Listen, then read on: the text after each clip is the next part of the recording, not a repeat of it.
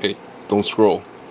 Can we all take a moment out of our day to appreciate the utter craftsmanship that went into this miniature mold box that is the wrong size? This was made from a flat piece of sheet metal. And this is how big it is without the microscope. Let's see if we can get it on focus. It's 1 centimeter there. So it's about 2 centimeters long. But what it's for is to reinforce an iPhone cable.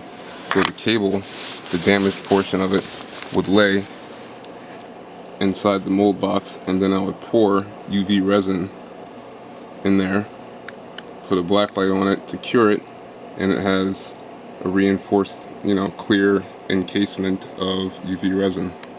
But the problem is, the iPhone cable is a little bit too wide and it needs a little bit more depth. So my measurements are a hair off. But just look how beautiful that little box is. Even folded the corners over the edges so it's reinforced. It's super strong, like you can hit it with a hammer.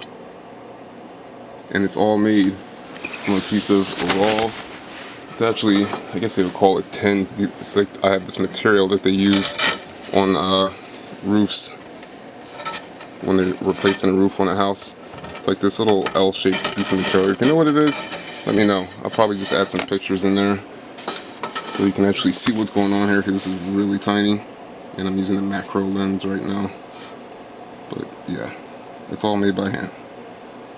Anyway, go on about your day. Enjoy. Don't let me keep you. Why are you still here?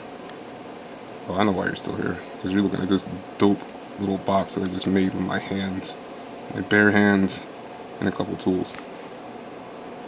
Look at that. And it's all sealed too, with CA glue around the outside and the seams. And I used a fast cure spray to make it instantly set.